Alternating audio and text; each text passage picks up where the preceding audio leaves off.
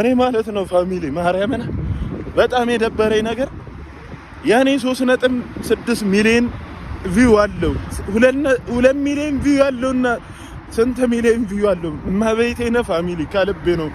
ሰላም የተወደዳችሁ የቻናላችን ቤተሰቦች እንዴት ናችሁ? ዛሬ ይዘንላችሁ የቀረብነው ደግሞ አዶናይ ለሱራጃ የ100,000 ብር ሽልማት አበርክቷል። እንዲሁም አዶናይ ቲክቶክ ክሬቲቭ አዋርድ ላይ የአመቱ ምርጥ ቲክቶከር ተብሎ ተጠርቶ መኪናው በሚወስድበት ጊዜ አቡ የእሙ ልጅ የተባለ ቲክቶከር ለአዶናይ አላስፈላጊ ድርጊት ሲፈጽም ተስተውሏል የሚል ርዕሰ ጉዳይም ነበረ። በዚህ ጉዳይ ላይ ራሱ አቡ የእሙ ልጅ ምላሽ ሰጥቷል። ሌላው ደግሞ የሲሳይና ዩቲናስ ጸብ በተመለከተ የያዝናቸው መረጃዎች አሉ። ሰብስክራይብ በማድረግ ጀምሩት እያልኩኝ እስከ ፍጻሜ አብራችሁን ዝለቁ። አዶናይ በ2025 የቲክቶክ ክሬቲቭ አዋርድ የአመቱ ምርጥ ቲክቶከር ተብሎ የተመረጠው ለሱራጃ ያሳየው ወንድማዊ ልግስና በብዙዎቹ ዘንድ ደስ የሚያሰኝ ጉዳይ እንደሆነ እየተገለጸ ይገኛል። ለማብራራት ያህል ጉዳዩ እንዲህ ነው።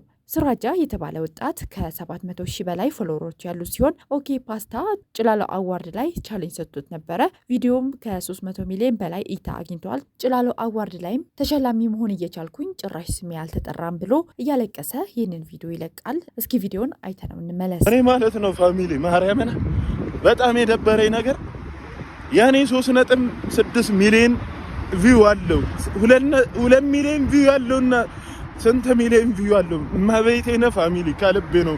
ዛሬ እኔ እንደዚህ አይነት ቪዲዮ ሰርቻለሁ ግን ከልቤ ደበረኝ ማለት በጣም ደበረኝ። እኔ እንትን ብዬ ነው የወጣሁት፣ በቃ ተነስቼ ነው የወጣሁት በጣም ሲያስጠላኝ ማለት ነው። እንዴ አሁን በነገራችን ላይ እግዚአብሔርን ነው የምላችሁ ይኸው የዛሬን ቀን ይኸው ሚካኤል ያሳድረኝ ቻሌንጅ ሰጥቶኛል። ዘፈን እንደ ኩይ ፍጭ አይነት ዘፈን የሚሆን ነገር ስራ በዛ ዘፈን 500 ሰው ከሰራበት አንተ 1 ሚሊዮን ብሩን ታሸንፋለህ ነበር ያሉኝ። ጭራሽ ሚካኤልን ጭራሽ ስሜ ሳይጠራ ሲቀር ሃይሚት ሙት እንዴት እንዳለቀስኩ እዛ ጋር ነኝ የማውቀው። በመቀጠልም ኦኬ ፓስታ ደግሞ 4000 ሰዎች የተሰበሰቡበት ቲክቶክ ላይቭ ላይ መልስ ሰጥቷል። መልሱም ይህንን ይመስላል። ምን እንደሰራ ያንዳንዱን ነገር ልናይ እንችላለን፣ አይተናል። ግን ማን ተመረጠ፣ ማን አሸነፈ፣ መቼ ተመረጠ የምናውቀው ነገር የለም። ምክንያቱም እኛ የሰጠነው አንድ አወዳድሮ ለሽልማት ለሚያበቃ ለሌላ ድርጅት፣ ሽልማቱ ላይ ግን ተገኝተናል። ሰበር ዜና ተሰምቷል። ሱራጃን በማስመልከት ጭላሎ ፉድ ኮምፕሌክስ እና የጂ ፓወር ቲክቶክ ክሬቲቭ አዋርድ መግለጫ አውጥቷል። ትናንትና በተካሄደው የጂ ፓወር ቲክቶክ ክሬቲቭ አዋርድ ሽልማት ላይ የጭላሎ ቻሌንጅ ውጤትን አስመልክቶ በሱራጃ አማካኝነት እየተነሱ ያሉት ቅሬታዎችን ተመልክተናል። ከውድድሩ መጀመሪያ አንስቶ ለሁሉም ተሳታፊዎች በግልጽ እንደተነገረው አሸናፊው የሚለየው በዋናነት በህዝብ ድምፅ ሲሆን ይህም ከጠቅላላ ውጤቱ ቢያንስ 70% የሚሆነው ድርሻ ይይዛል።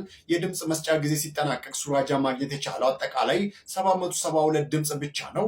ይህ ውጤት ለ70% የህዝብ ድምፅ ውድድር የሚያበቃ ባለመሆኑ አሸናፊ ሳይሆን ቀርቷል ሲል ምላሽ ሰጥቷል። ታዲያ ድርጅቱን በማህበራዊ ሚዲያ ላይ የሚዘዋወረውንም ወሬ አውግዟል። ታዲያ ቲክቶከሩ አዶናይ ለሱራጃ ያሸነፈውን ሽልማት ከሌሎቹ ጋር ተካፍሏል። በ2025 የቲክቶክ ክሬቲቭ አዋርድ የአመቱ ምርጥ ቲክቶከር ተብሎ የተመረጠው አዶናይ ለሱራጃ ያሳየውን ልግስና እንዲሁም ወንድማማችነት አስደናቂም ሆኗል። እንደሚታወቀው አዶናይ በሽልማት ስነስርዓቱ ላይ የአመቱ ቲክቶከሩን ጨምሮ መኪናና ከ4 በላይ ሽልማቶችና ገንዘቦችም አግኝቷል።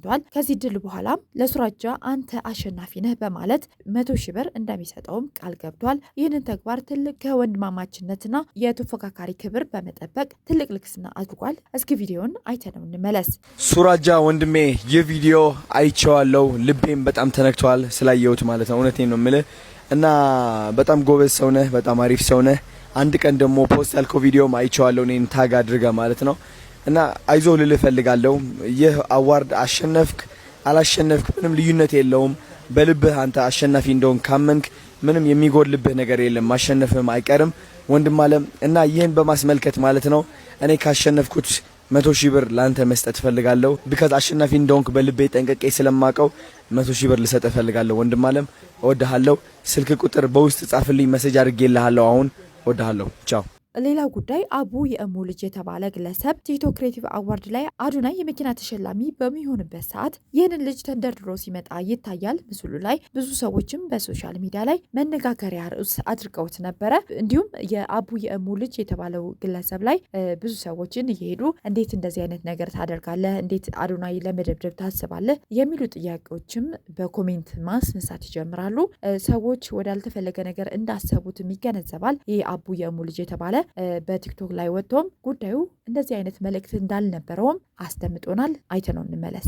ማርያም ማርያም ማርያም ማርያም። በመጀመሪያ ለመላው ኦርቶዶክሳውያን ዛሬ የእናታችን የቅድስት ድንግል ማርያም ዓመታዊ የንግስ በዓል ነው። እንኳን አደረሳችሁ ልል እወዳለሁኝ። በመቀጠልም ደግሞ አሁን ቪዲዮ ላይ እንደተመለከትነው ወንድማችን አዶናይ ትላንትናው ዕለት በቲክቶክ ክሬቲቭ አዋርድ ላይ የእናታችን ቅድስት ድንግል ማርያምን ስም ከፍ አድርጎልናል። ለዚህም ደግሞ ወንድማችን ክብር ምስጋና ይገባዋል። እሺ አሁን የተመለከትነው ቪዲዮ ላይ ደግሞ እንግዲህ ዛሬ በጣም ቫይራል ሆኖ በጣም ብዙ ሰው እየተቀባበለው ያለ ቪዲዮ ነው ያሳዩዋችሁ። በትላንትናው ዕለት በቲክቶክ ክሬቲቭ አዋርድ መድረክ ላይ ምን ተፈጠረ የሚለው ነገር ግልጽ ላደርግላችሁ ነው የመጣሁት። በመጀመሪያ ደረጃ እኔ የአዶናይ ደጋፊ ነኝ። ሲሄድም ከቤትም ጀምሮ አዶናይን እየደገፍኩት ነው የሄድኩት። የእናታችንን የቅድስት ድንግል ማርያምን ስም ከፍ ከፍ ሲያደርግን በጣም ደስ ብሎ የነበረ በቦታው ላይ። ከዛ በኋላ ደግሞ ቁልፉንም ደግሞ ሲወስድ ደግሞ በጣም ደስ ብሎኝ ስለነበረ ደስታዬንና ሪስፔክቴን እንግዲህ ለመግለጽ መድረክ ላይ ወጥቼ ነበረ። ይህንንም ደግሞ እንግዲህ የጸጥታ ኃይሎች ስላልፈለጉት ከዛ ቦታ ላይ ለማስወረድ በነበረ ትንሽ አለመግባባት ያን ነገር ግን እየተቆራረጠ እንግዲህ እኔ አዶናይን ልደበድበው እሱን ልመታው እንደወጣው ተደርጎ እየተለቀቀ ያለው ነገር በጣም የሚያሳፍር ነገር ነው። እውነት ለመናገር አንዳንዶቹ ሁሉ ትንታኔ እየሰጡበት ያለው በቃ የምር ልደበድበው የወጣው አይነት አድርገው እንትን እያሉ ያሉ እያናፈሱ ያሉ ሰዎች አሉ። በጣም በሚገርምና በሚደንቅ ሁኔታ እኔ ግን አዶናይ ወንድሜ ነው። ምንም የሚያገናኝ ነገር የለም። ምንም አድርጎኝም የማያውቅም። ከዩቲናስ ጋር ደግሞ አያይዛችሁ ደግሞ የዩቲናስ ደጋፊ ነው እሱ ለዛ ነው ምናምን ለምትሉ ደግሞ ዩቲናስን ሲጀመር አግኝቻትም አላውቅም፣ ተገናኝተንም አናውቅም፣ አውርተንም አናውቅም። ዩቲናስ ማናትም አልላችሁም፣ አውቃታለሁ ግን ምንም አይነት የለንም። ሞር እኔ ወደ አዶናይ ነው ማደለው፣ አዶናይን ነው መደግፈው። ሁሉም ሰው የፈለገውን የመደገፍ መብት አለው። እኔም ደግሞ አዶናይን ደግፍ ያለውኝ። አዶናይ ይህንን ጉዳይ ከተመለከተ በኋላ ትኩረቴ ያኔ ሽልማቱ ላይ ስለነበር ብዙም አልተረዳሁትም ነበር። ሰዎች የመሰላቸው እንዲህ ነበር ለካ የሚል መልእክትም አስቀምጧል። አቡ የእሙ ወንድም ይባላል። ይህ የምትመለከቱት ገራሚ ወጣት ማለት ነው። መድረክ የመጣው ደግሞ ፍቅሩን ለመግለጽ እንጂ እኔን ለመምታት አይደለም ልነግራችሁ ፈልጋለሁ። የዛኔ ግን አላወቅኩትም ነበር፣ ምክንያቱም አይምሮ የት እንደነበር አላውቅም። በሽልማቱ ምክንያት በጣም ደስ ብሎኛል እየተናገርኩኝ ነበርና ከዛ ሴኩሪቲዎች ደግሞ በዛ ሲመጡ ምንድነው የተፈጠረው እኔ ግራ ገብቶኝ ነበረ። እና ወንድሜ በጣም ወድሃለሁ። ከዚህ በፊት ቪዲዮዎች ማይቻቸዋለሁ። ቴንክ ዩ ሶ ማች ፍቅርን ለመግለጽ ከዚያን ያህል ስለሄድክ ማለት ነው ተረድቻለሁ። በአካልም እንገናኛለን። የፍቅር እንደሆነም እናሳያቸዋለን ማለት ነው። እወድሃለሁ። አይ ሆፕ ምንም ነገር አልሆንክም። ወደ ሌላ መነጋገሪያ ጉዳያችን ስንሸጋገር ደግሞ የሲሳይና የዩቲናስ ጸብ በሚመለከት ነው የሚሆነው። ሁለቱም በምን ተጣሉ የሚለው ጉዳይ ይዘናል። እንግዲህ ሲሳይና ዩቲናስ ቲክቶክ ፕላትፎርም ከመምጣቱ በፊት ሁለቱም ጓደኛሞች እንደነበሩ ብዙ መረጃዎችን ያሳያሉ። ቲክቶክ ሲመጣ ደግሞ ዩቲናስ ታዋቂ ሆነች። ቢሆንም እንደ ታዋቂነቷ መስራት አልቻለችም። ታዲያ አንድ ቢዝነስ አይዲያ ይመጣላትና እሱም የሙሽራ ቀሚስ መሸጫ ሱቅ ልትከፍት ስትል ብር ይጎላታል። ከዛ ግን እሱ መኪና ሽጦ ይሰጣታል። እሷም ሱቋ አስፋፍታ ከፈተች። ከዛ በኋላ ነጋዴ ነውና የከሰረ ሲመጣ እስከዛም ብሩ አልመለሰችለትም ነበር። እሱ ደግሞ በመሀል ቲክቶክ ላይ መጣ። ከዛ ታዋቂ ሆነ። አጭር የቲክቶክ ፊልሞች እሱ ነበር የሚሰራላት። ብዙ ነገሮችን ዳይሬክት በማድረግ ብዙ ነገሮችን ያግዛት ነበር። ታዲያ በመሀል ታሞ ኮማ ላይ ገብቶ ሆስፒታል ላይ ይገባና በዛን ሰዓት ሂዳ አልጠየቀችውም። እንደዛው እያለ የሰጠውሽን ብር ስጭኝ ይላታል። ከዛ በኋላ እሷም ብሩ እቃ አስገብቼበታለሁ አሁን የለኝም ትለዋለች። እሱም አያገባኝም ስጭኝ ብሩ ይላታል። ከዛ እሷ ደግሞ ከሰው ተበድራ ትሰጧለች። ከዛ በኋላም ተቆራረጡ። ሌላ አዲስ መኪና ገዝቶ ነበረ፣ ተጋጨ። ነገሩ ስትሰማ ጊዜ ጌታ ብላ ኮሜንት አደረገች። እሱም በዚህ መልኩም ኮሜንት መልሶላታል ማለት ነው። እሷም ደግሞ በመጨረሻ የመኪና ባለቤትም ሆናለች። የገዛችው መኪና BYD ሶንግ ፕላስ የተባለ እንደሆነ ለደጋፊዎቿ ይፋ አድርጋለች።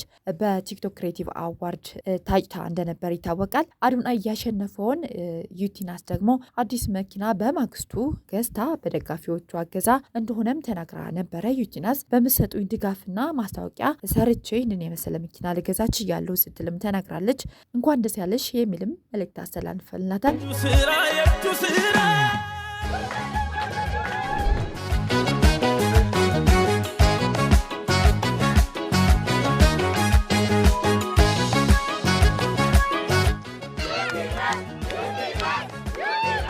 የተከበራችሁ ተመልካቾቻችን ለዛሬ ያዝናቸው መረጃዎችን መራርጠን እነዚህ መስሎ ነበረ። ከኔ ጋር ስለቆያችሁ ከልብ አመሰግናለሁኝ። መልካም ጊዜ ይሆንላችሁ።